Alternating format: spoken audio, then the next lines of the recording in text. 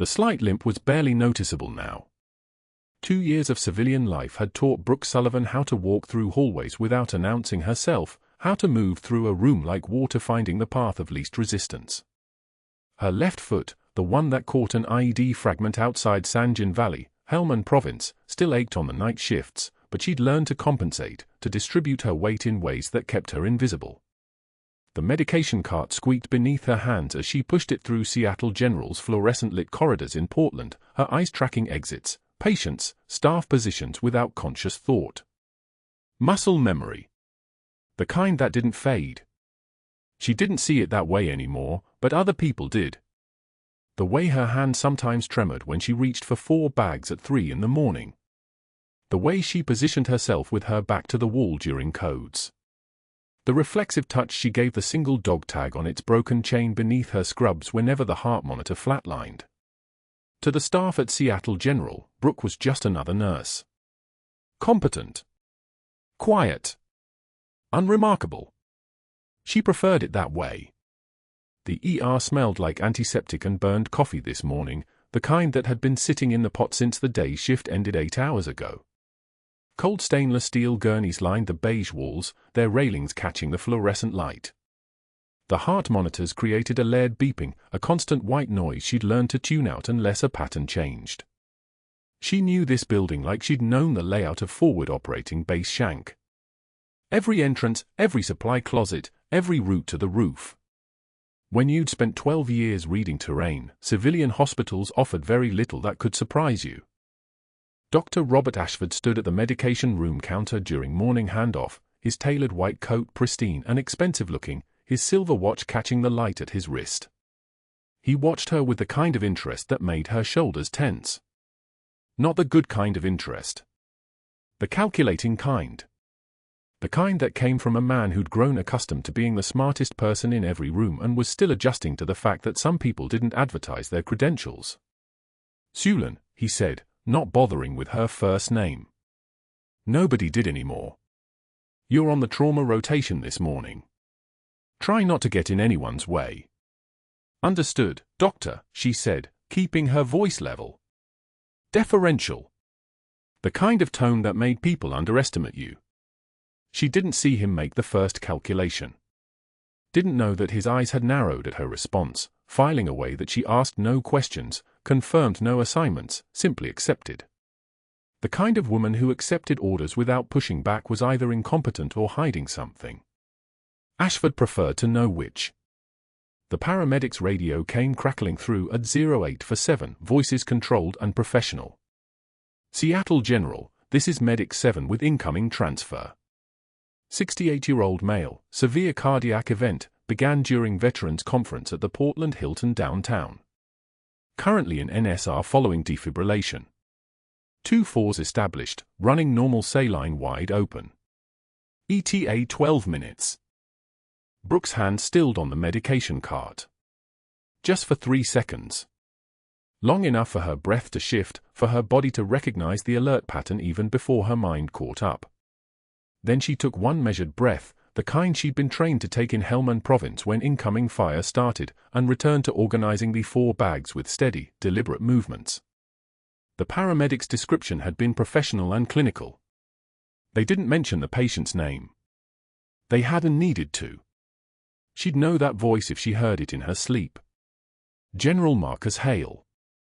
The man who'd sat at the head of a court-martial board 6 years ago with his dress uniform pressed sharp enough to cut, his eyes like polished steel, his voice delivering the judgment that destroyed her career in exactly 47 seconds. Major Sullivan, you are charged with gross insubordination and disobeying a direct order in a combat zone. The evidence is clear. You knowingly and willfully.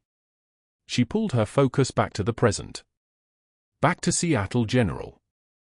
Back to the medication cart and the fluorescent lights and the coffee-stained counter. Dr. Ashford was already on his phone by the time the ambulance sirens became audible outside. She noticed because she noticed everything. His jaw had tightened. His free hand had clenched into a fist at his side. He turned away from the nursing station, speaking in low tones that carried just enough volume for her to catch fragments. Yes, sir. Yes, I understand the implications. Military complications, absolutely. No, we'll handle it discreetly. The liability concerns alone, yes. I'm aware. We have protocols for this sort of thing. He said the word protocols like he was giving himself permission to do something that required permission. Brooke kept her focus on the medication cart, but her hearing, the kind that had been trained to isolate single voices in rooms full of overlapping conversations, tracked his words. Liability. Complications. The voice on the other end of the line was male, older, someone with authority that made Ashford shift his posture. The ambulance bay doors burst open. The sound was sharp and sudden, rubber hitting concrete, the hydraulic hiss of the stretcher deploying.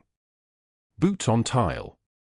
Multiple people moving in coordinated chaos, the organized panic that every ER nurse learned to recognize as routine.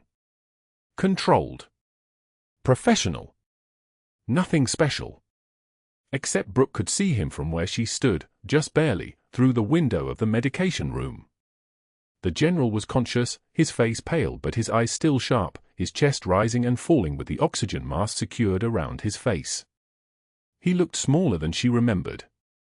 Aging had softened the hard lines of his jaw, but not the authority that came from 40 years of command. Not the presence that made the air pressure change when he entered a room. She didn't move. She didn't breathe differently. She was still holding an IV bag in each hand, her posture unchanged, her expression neutral. But her dog tag had somehow found its way into her right palm without her permission. The metal was warm. It burned. The paramedics wheeled him past the medication room window, rattling off vitals to the ER resident who'd responded to the trauma page. BP 92/58 and dropping. Heart rate 142, still tachycardic. O2 sat 93 on supplemental oxygen. He received 20 minutes of CPR before we achieved ROSC. ROSC. Return of spontaneous circulation. She knew that abbreviation the way other people knew their own names. Dr. Ashford had already materialized at the patient intake station, his phone still in his hand, his expression transformed into the practiced concern of a competent physician. He placed a hand on the stretcher as it rolled past. General Hale, I'm Dr. Robert Ashford, the ER director here at Seattle General. We're going to get you stabilized. Let's get him to Trauma Bay 1. I want a full panel, EKG, cardiac enzymes, continuous monitoring. The general's eyes flickered. His gaze swept across the nurses gathering around his stretcher, across the controlled movement of medical professionals, across the careful choreography of a hospital prepared for crisis. For one moment, just one, his eyes met hers through the medication room window. Recognition didn't flicker across his face. How could it? Brooke Sullivan had been a different woman 6 years ago. She'd worn a uniform then. She'd carried authority in the way she moved. She'd been Major Sullivan, not some quiet nurse with a limp and a dog tag hidden under her scrubs. She was careful not to flinch. That was the training talking. The composure that came from the worst kind of loss. She simply watched, her face as neutral as the beige walls around her, while they wheeled the man who destroyed her career into the trauma bay. Dr. Ashford was still talking on his phone, his voice low and urgent as he moved alongside the stretcher. I understand, sir. We'll keep this contained. Military sensitivity, yes. I'll personally oversee his care. What I meant by the complications, yes. There's a staff member here with prior military connection. It could be problematic. I'm already considering how to manage the situation. You have my word. The paramedic sirens faded into the background. The ambulance bay doors hissed closed. The morning shift continued its rhythm, completely unaware that the room had tilted on its axis, that everything she'd built over 2 years of careful anonymity had just walked through the doors on a stretcher, that the man responsible for her fall from grace was now her patient, and she had absolutely no choice but to save his life. She placed the 4 bags back on the cart with steady hands. One hand after the other. No trembling. No hesitation. No tears in the medication room where no one was watching. Just a nurse. That's what she was now. That's what she'd always be. The sound of the heart monitor's rapid beeping echoed through the ER as they ran the EKG. 73 beats per minute. Already climbing. His heart was working harder now, racing to catch up with the trauma his body had suffered. She didn't know what Dr. Ashford's phone call had been about yet. But she would find out. And whatever was about to happen, whatever complicated mess she'd just walked into, she would handle it the way she handled everything else. With absolute, unshakable composure. Dr. Ashford found her in the medication room 2 hours after General Hale's admission, standing before the narcotic dispensary log with a ballpoint pen in her hand. The fluorescent lights hummed their mechanical song above her head. He didn't knock.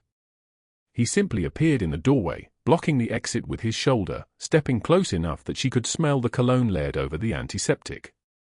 Too close. Deliberately. Interesting reaction you had to our VIP patient, Sullivan. She didn't look up from the morphine log.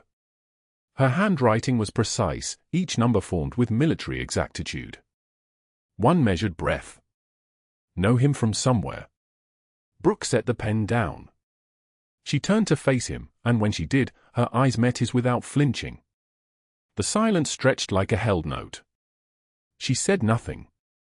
Nothing at all. Just that measured breath, and a composure that made the small room feel smaller. Dr. Ashford's jaw tightened. He hadn't expected that. He'd expected denial, evasion, the nervous stammering of someone caught. Instead he found a woman looking at him with the calm of someone who'd already calculated every outcome in the room. He shifted his weight, and something in that shift told her he was working through his next move. Military complications make me nervous, he said finally. They're liabilities. Conflicts of interest. Patient safety issues. He smiled, the kind of smile that had nothing to do with warmth. Let's keep things simple, shall we? No outside history getting tangled up in treatment protocols. For everyone's benefit. She picked up her pen again. The overhead page came during afternoon shift change, crackles of static preceding the words that would echo across every floor of Seattle General. Can Nurse Sunshine report to administration? Nurse Sunshine to administration. The nickname, his nickname, deployed like a weapon, broadcast across the entire ward as if she were a child being summoned. She felt every eye in the break room turn toward her. Colleagues exchanged glances. Smirks. Someone whispered something that died in laughter. Nurse Sunshine. He'd started calling her that her first week, when she'd politely corrected a junior resident's medication dosing without complaint. A nickname designed to mock the quiet, the unremarkable, the meek. Now it carried his voice through every corridor. She walked toward administration with hands that didn't shake, her limp barely visible in the fluorescent afternoon light. The hallways seemed longer than they'd ever been. Her heart rate was elevated, she could feel it, could measure it like any other vital sign, but her breathing remained steady. Controlled. The way breath becomes when you've learned to compartmentalize fear. But she never made it to administration.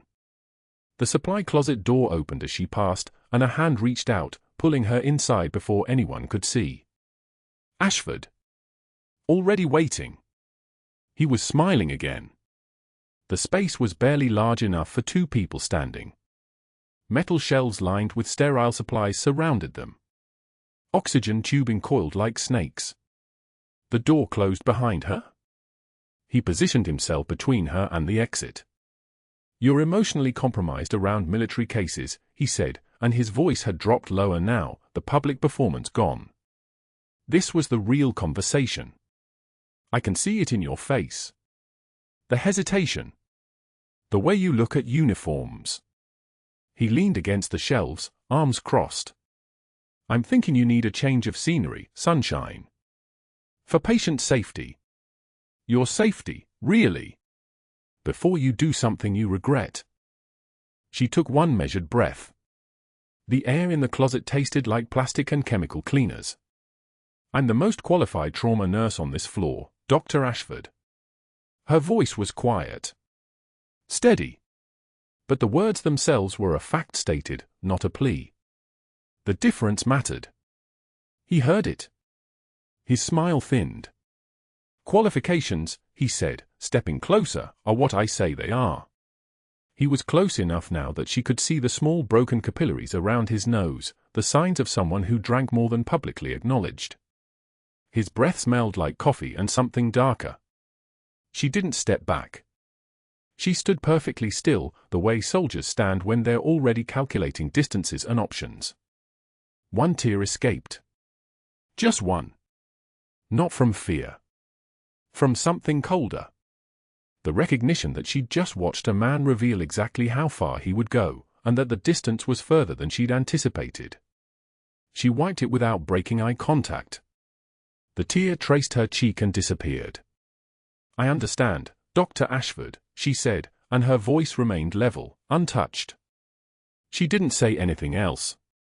Sometimes the most powerful response is silence.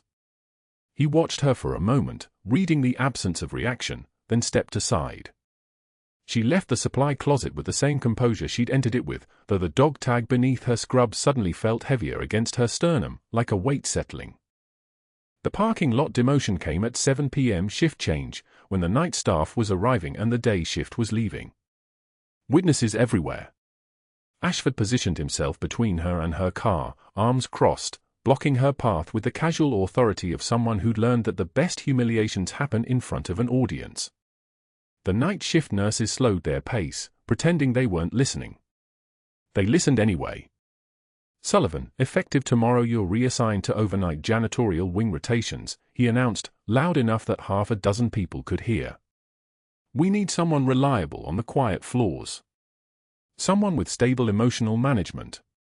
The parking lot pavement still held the day's heat. Rain was coming, she could smell it on the wind, that metallic taste of ozone that meant a storm was moving in from the coast.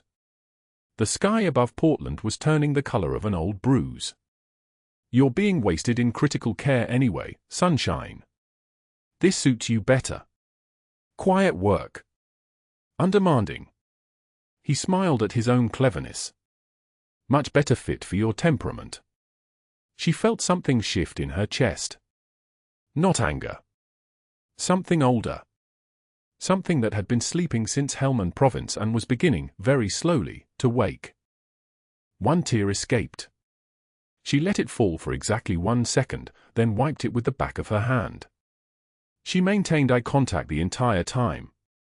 Her voice, when she spoke, came from a place deeper than exhaustion or hurt. It came from the place where composure and certainty lived side by side. "You're making decisions based on fear, Dr. Ashford," she said quietly, "and that makes you dangerous." She didn't raise her voice. She didn't argue. She simply stated the diagnosis like a doctor reading lab results back to a patient who wouldn't listen. The quiet certainty of her tone made it worse for him than if she'd screamed. The night shift nurses felt it shift the air. Someone's arrival bag rustled nervously. She turned toward her car without waiting for his response. She didn't walk away quickly. She walked with the measured pace of someone who had nowhere to be except exactly where she was going, and all the time in the world to get there. Her limp was barely visible. Her shoulders were level. Dr. Ashford stood in the parking lot, his authority suddenly uncertain in the gathering darkness. He'd expected tears. He'd expected begging. He'd expected the submissive collapse of someone finally broken. Instead, he'd gotten a diagnosis delivered like a judgment from someone with nothing left to defend. And the night shift had heard every word. She got into her car, turned the key, and sat in the darkness of the parking garage with her forehead resting against the steering wheel. Through the windshield, she could see the hospital entrance where General Marcus Hale lay in critical condition in a room 3 floors up, connected to machines that marked his heartbeat in steady green lines across a screen. The same man who had destroyed her career once. The dog tag around her neck caught on her collarbone as she leaned forward. The chain was broken, had been for 6 years, since the last mission, and the metal was cold against her skin. She gripped it in her fist, let the edges dig into her palm. Pain was information. Pain was data. It told her that she was still here, still breathing, still functional. The hospital lights blurred through the rain that was beginning to fall. She had one shift left in critical care. Tomorrow, the janitorial wing. The quiet floors. The places where nothing important ever happened, where no one would expect her, where no one would see what was coming next. But that wasn't the worst part. The worst part was knowing that Dr. Ashford had just made his first real mistake. He'd shown her exactly how far he would go and exactly how little restraint was holding him back. He'd revealed his moves. And while he'd been thinking 2 or 3 steps ahead, he had no idea that she was thinking 15 steps ahead, back to Helmand Province, back to situations where the only thing that saved you was the ability to stay calm while everything around you was burning. She sat in her car in the darkness of the parking garage and touched the broken dog tag around her neck. Tomorrow she would mop floors. Tonight she would rest. And the moment, whenever it came, when General Marcus Hale needed someone who understood what it meant to stand in the face of impossible odds and hold steady, she would be waiting. The rain hammered against the windshield like applause. The janitorial wing of Seattle General smelled like industrial bleach and the particular loneliness of 3 in the morning. Brooke Sullivan pushed her cart past the linen closet on the 4th floor, her movements precise and practiced, the kind of efficiency that came from muscle memory honed across 2 decades, though nobody here would ever know that. The cart wheels squeaked softly against linoleum, a sound that had become almost meditative over the past 72 hours since Ashford had exiled her to this fluorescent-lit purgatory. She restocked pillowcases into the supply room with the same attention she'd once given to field dressing kits. Her hands knew the work. Her hands knew everything. The dog tag sat against her sternum beneath her scrubs, its broken chain biting into her skin just enough to remind her it was still there. She'd taken it out of her locker at the start of shift, a habit now, like checking the chamber of a weapon that no longer existed.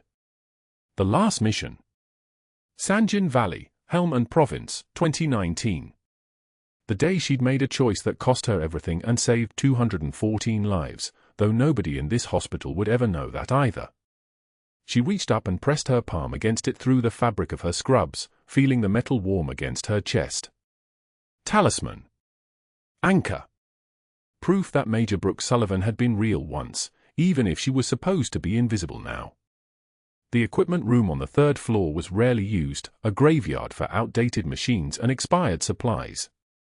She moved through it methodically, checking inventory that nobody monitored, restocking items that would sit untouched for months. The room smelled like dust and old plastic and the ghost of antiseptic from a decade ago. Her phone was muted in her pocket. She'd muted it 6 hours ago when her shift started, the way people who have learned to exist quietly learn to silence everything. The fluorescent panel above her head flickered once, twice, then settled into its steady industrial hum. She was checking the expiration dates on gauze packs when the overhead speaker crackled to life with a particular urgency that made every nurse in the hospital tense simultaneously, even though she was no longer a nurse. Not officially. Not anymore. Code Blue, Critical Care West, Room for 12. Code Blue, Critical Care West, Room for 12. All available personnel. She stopped mid-motion, a roll of gauze suspended in her left hand. Room for 12 was the general's room. She knew this the way she'd known the weight of a rifle at 19, the way she'd known the temperature gradient of a tent in Helmand, the way she'd known immediately upon seeing Marcus Hale's face that the past she'd buried in a drawer wasn't actually buried at all. The announcement repeated.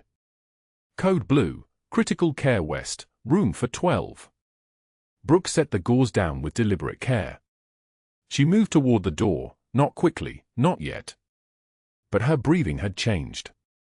Something primal and trained and dormant for 2 years was waking up in her chest like a predator opening its eyes. Her hand found the door handle and she paused, listening to the sound of her own heartbeat, which had become exactly as steady as it needed to be. Ashford had been explicit. You will not approach critical care. You will not interact with trauma cases. You will complete your janitorial assignments and leave. Do you understand me? She understood.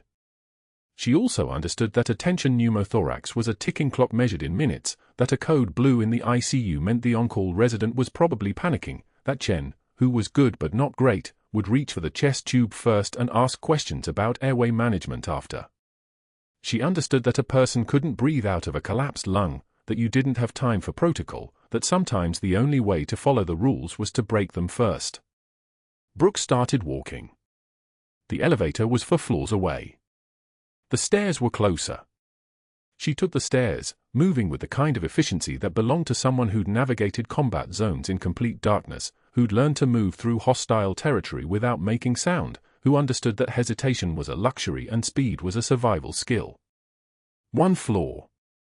2 floors. The stairwell door hissed open onto Critical Care West, and she moved directly toward room 412 without stopping at the nursing station, without announcing herself, without any of the protocols that were supposed to keep an exiled floor nurse from contaminating a critical trauma response.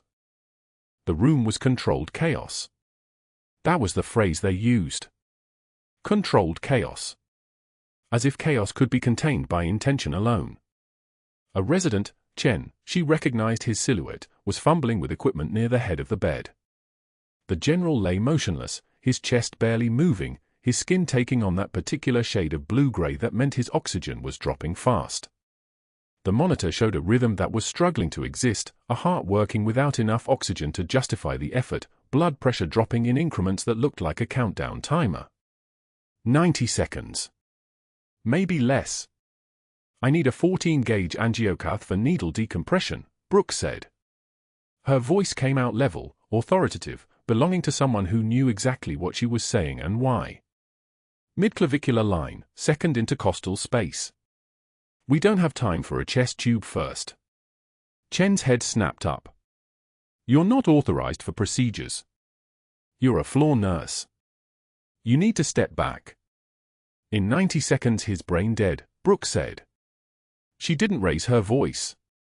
She didn't need to. Your choice, doctor. The moment stretched.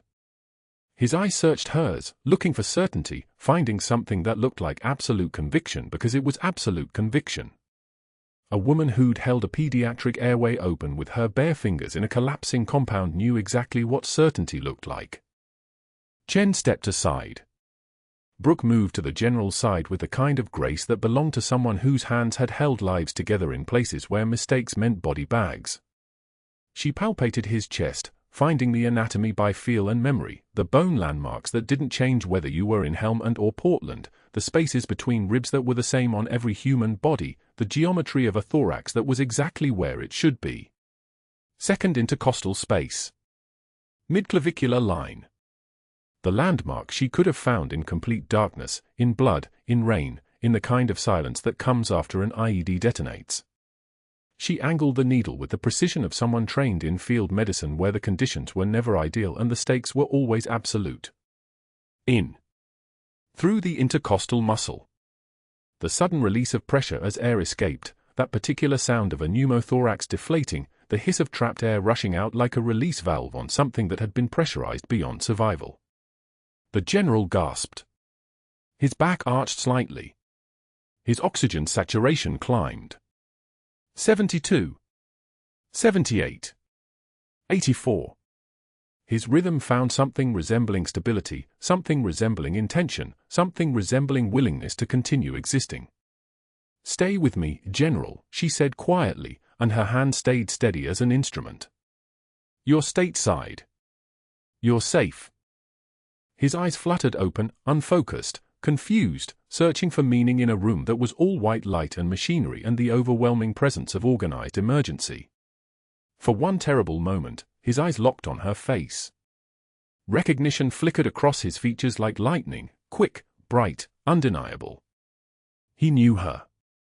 Some part of his consciousness, some part of him that wasn't drowning in hypoxia and chaos, recognized Major Brooke Sullivan standing above him with blood on her scrubs and absolute competence in her hands.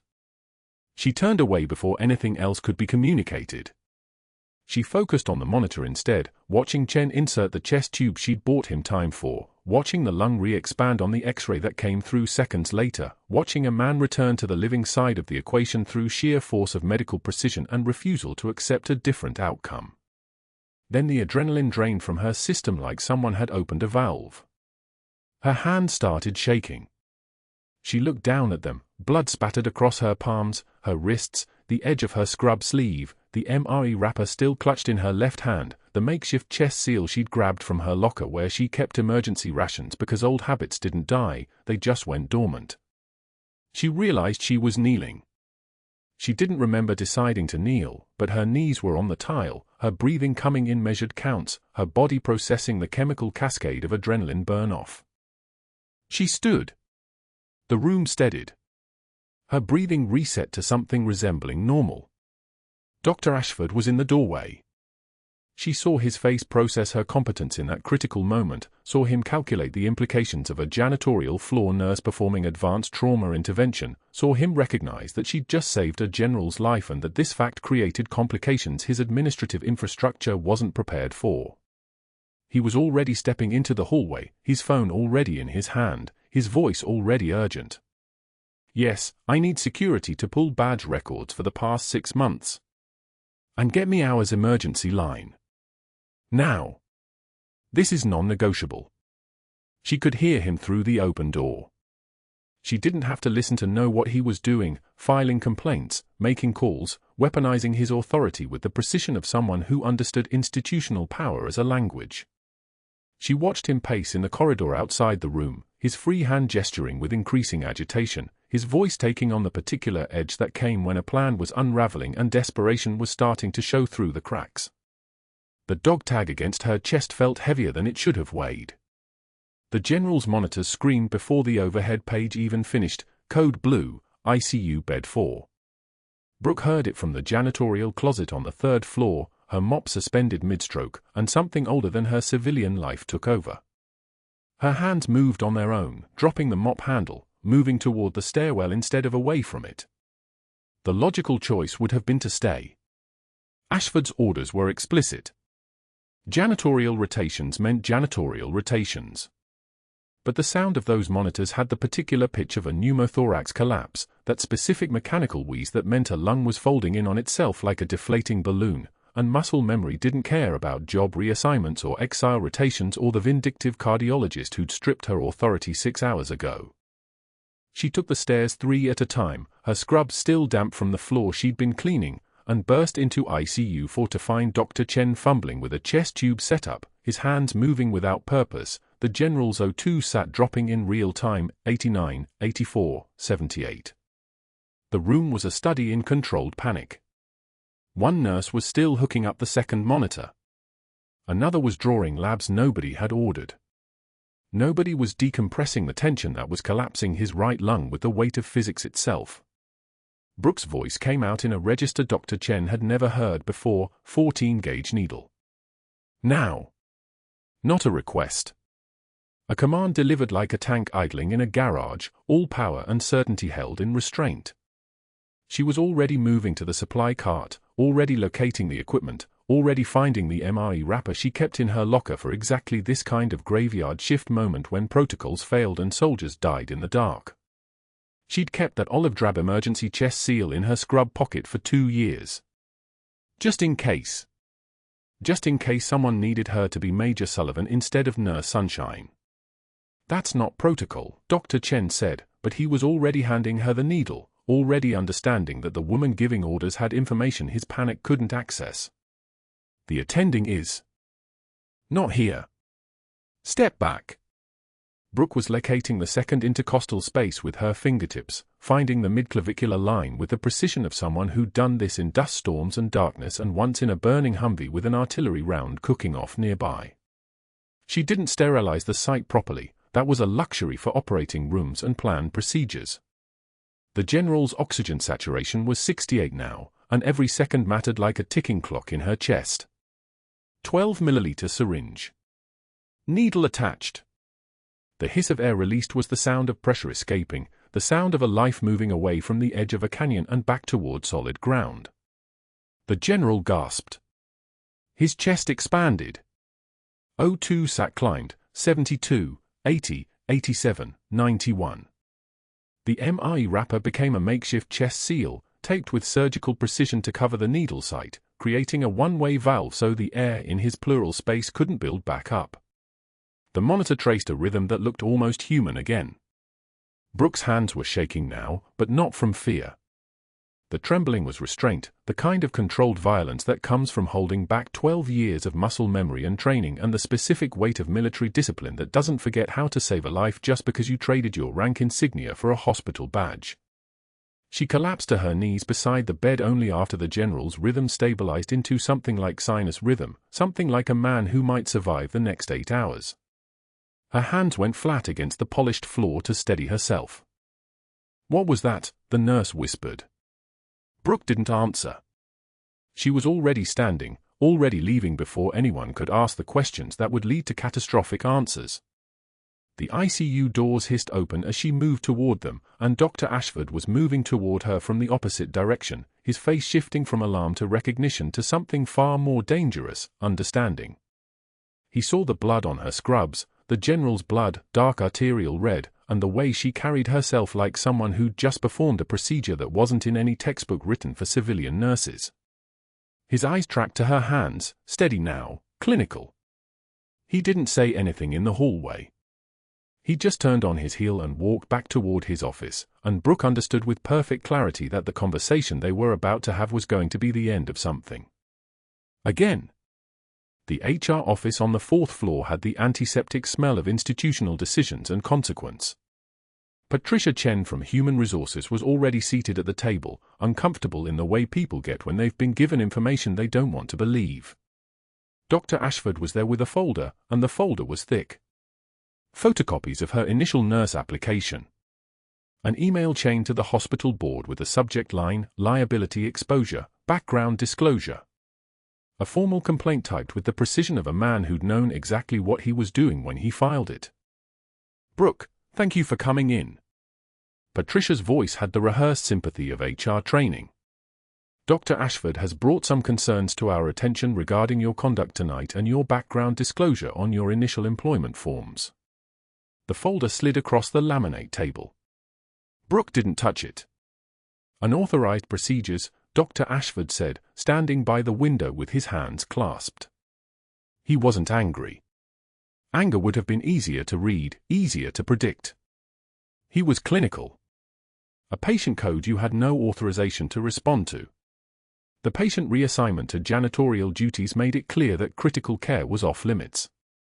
And yet you initiated a chest decompression using improvised equipment and technique that would concern any physician responsible for patient safety. "I saved his life." Brooke's voice was level. The voice of someone stating meteorological fact.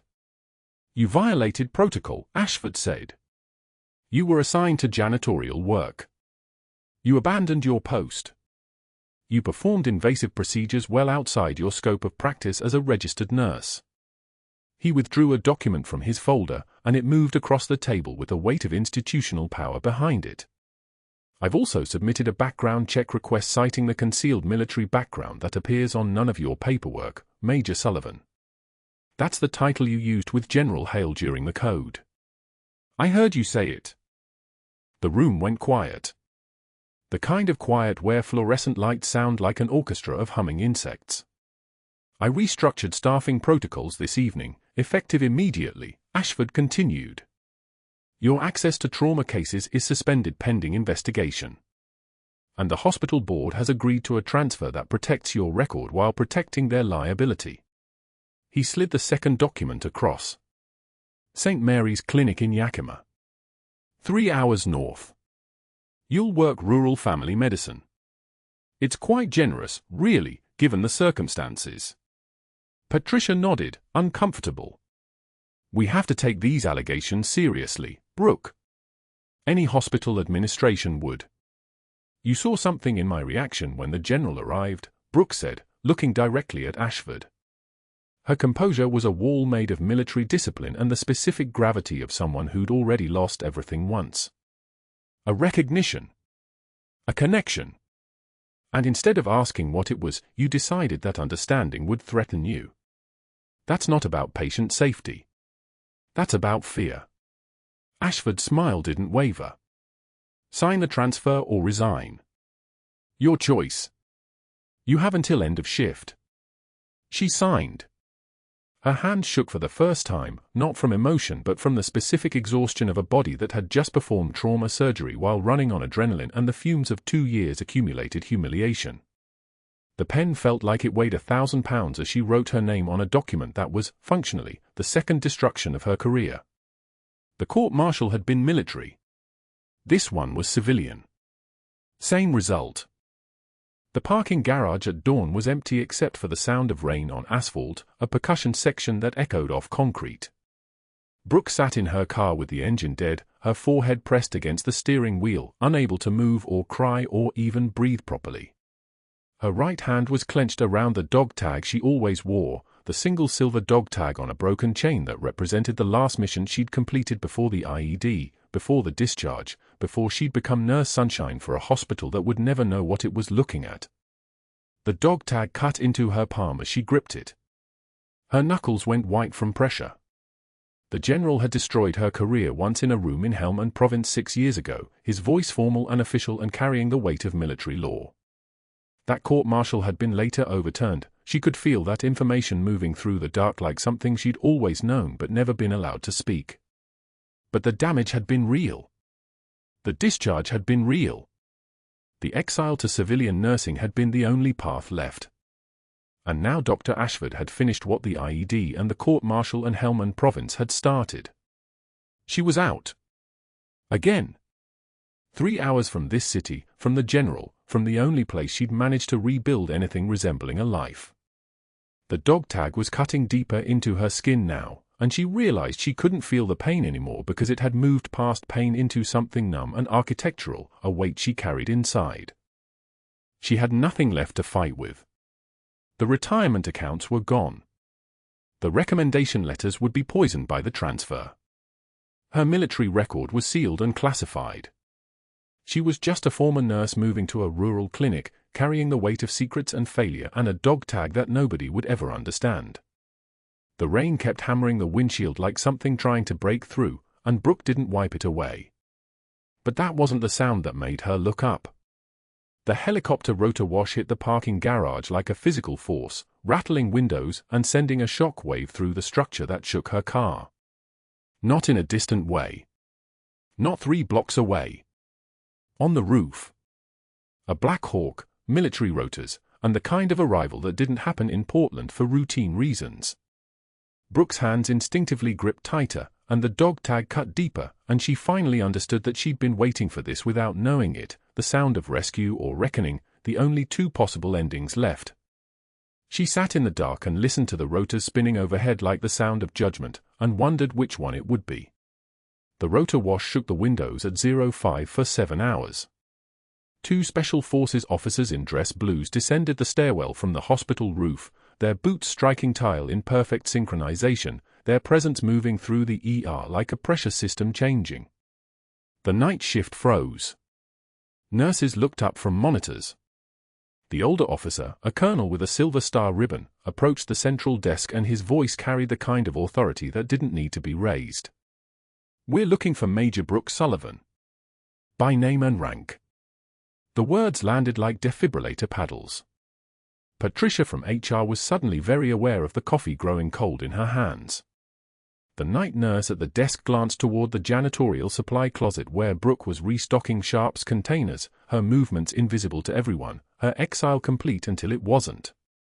The colonel waited. He did not look like a man accustomed to waiting.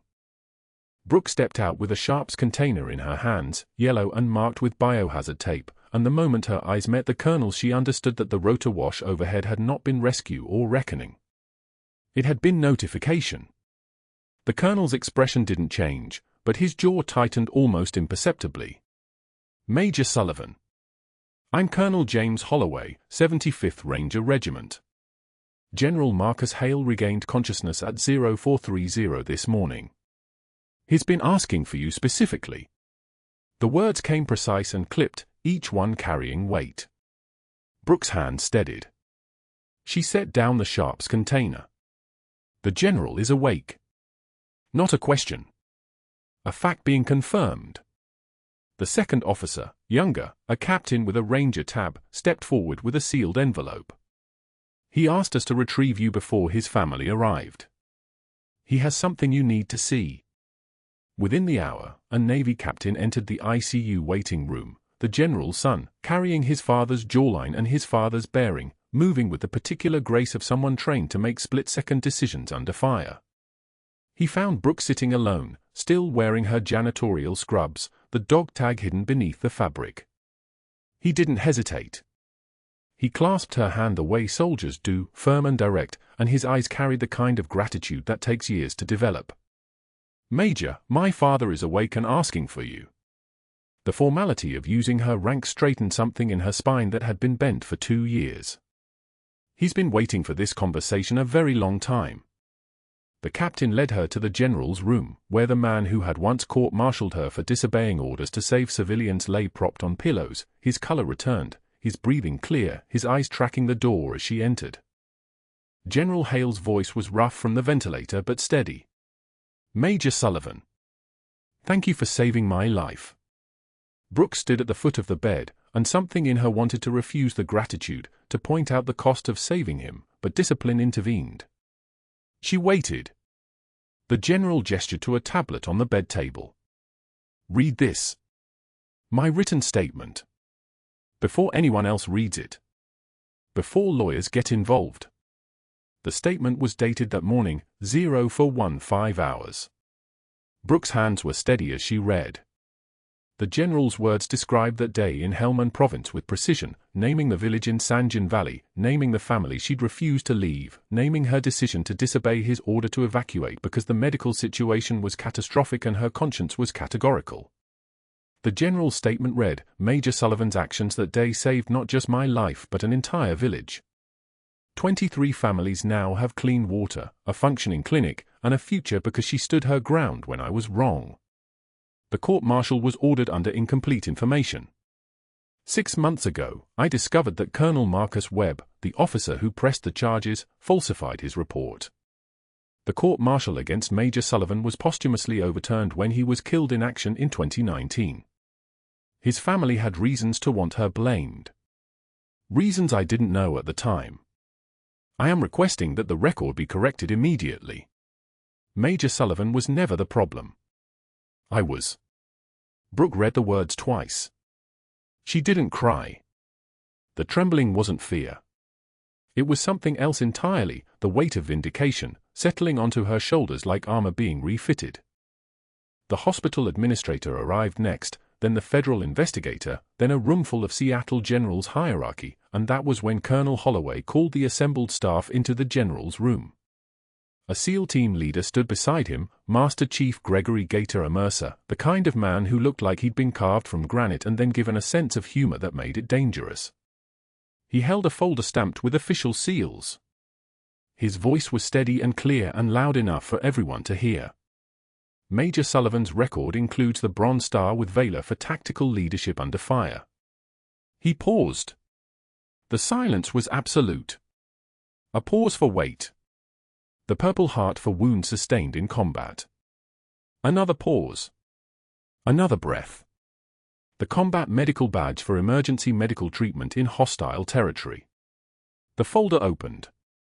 Photographs emerged, Brooke in desert camo, younger and harder, standing with her unit in front of a patrol vehicle, standing with village elders beside a newly constructed clinic, standing with children who had received vaccines because she'd fought to make it happen.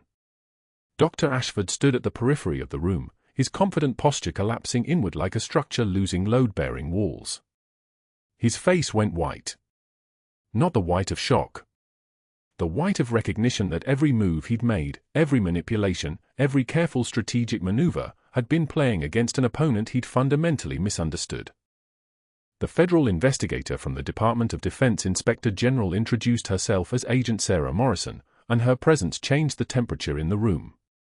She held a laptop, and her expression suggested she'd seen variations of this story before and found them tedious. Dr. Ashford's background check request triggered our alert system for protected veterans, she said. We began preliminary review this morning. What we found was considerably more interesting than military complications. Her fingers moved across the keyboard. Emails appeared on the wall monitor, correspondence between Ashford and insurance adjusters, discussions of cost containment and limiting intervention on the General's case, a pattern that extended back 3 years. Financial records showed procedures billed but not performed, medication dispensations that never happened, alterations to patient charts that created a false narrative of treatment costs. Your demand for a background check on Major Sullivan, Agent Morrison continued, was filed 2 hours after her emergency intervention on the General. It wasn't triggered by genuine concern. It was triggered by fear. Fear that a trained military professional would recognize fraud. Ashford's voice cracked when he tried to speak. "I was protecting the hospital's resources, you were protecting yourself," the SEAL team leader interrupted, and the contempt in his voice was absolute. "Major Sullivan violated protocol because your on-call resident was undertrained and the patient was dying. That's not a violation. That's valor under pressure." She saved a 2-star general with an MRE wrapper and a needle because she knew what she was doing. You committed federal crimes because you were terrified she'd figure out what you were doing.